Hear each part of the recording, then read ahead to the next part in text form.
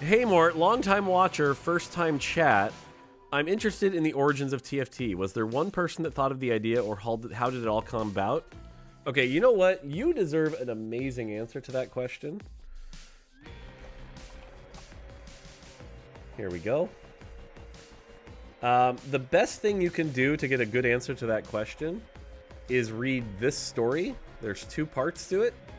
That'll give you the best behind the scenes of how TFT was created. It was a good article. It's got 2 parts. The short version, though, for everyone who doesn't want to go read that article, is Auto Chess, the Dota Auto Chess mod came out. A bunch of Rioters started playing it, going, this is really good, but also really bad. We could do better.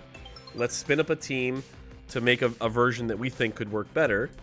And then it was Medler who actually had the idea of like, and what we can do to make ourselves more distinct is use all of our skins to make sets, which would be a really cool version of this. And so they put it together. They built it in like 5.5 months. And then we started shipping it. So, yeah. Mr. Dog, love the set so far, but was wondering if the hero augments are getting buffed. I mean, they just got buffed last patch. If they need more buffs, they will. From what we saw in the data, Chugbug and Poppy need more buffs. The rest don't. If someone got 8 Zac and I have a Zac in my shop but not on my bench, can they get a Zac in their shop? Nope. That's why sometimes you'll see me be a little snarky and I'll leave something in my shop. It's like, if I really want to counter them, I'll just leave it in my shop. It's like ratting without pure ratting.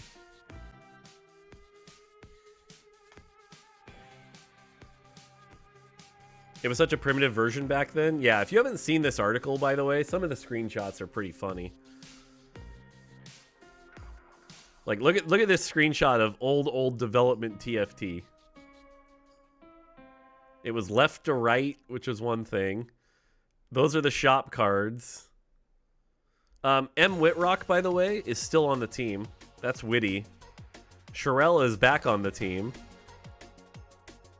Let's see here. Cameron's back on the team also, working on blank. I can't tell you. August is back on League. Brad's on a different project. So a lot of these people are still here. Oh yeah, we finally found that countdown clock got lost, and then we found it again. Yep, here was when we were doing the hex squares. Yep, you can see an old GIF here. Whee!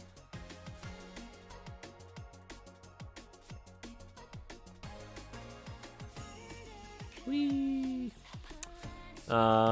Yeah, a lot of old videos. Whitrock was the one who saved all these old videos too. And then yes, there's this infamous screenshot with Baron and Scuttle, and a giant Scuttle. Good screenshot. And yep, the original paper structure.